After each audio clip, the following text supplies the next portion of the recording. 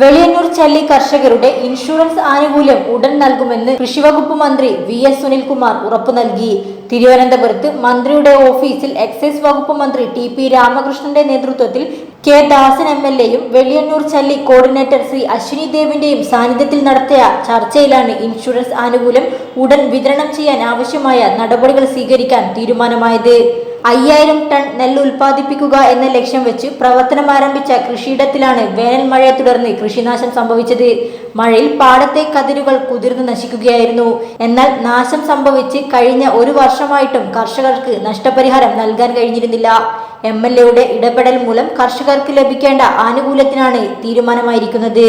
അതോടൊപ്പം തന്നെ ഈ പാടശേഖരത്ത് വീണ്ടും കൃഷി ചെയ്യാനുള്ള പ്രോത്സാഹനവും മന്ത്രി നൽകി. News today Kerala.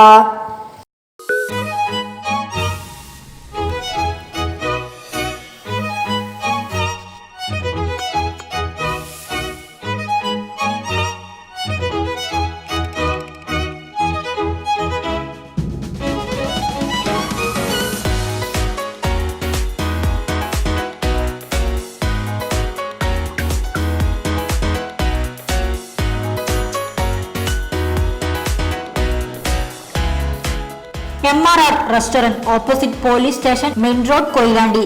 9946955557, 9946299995, 9745655558.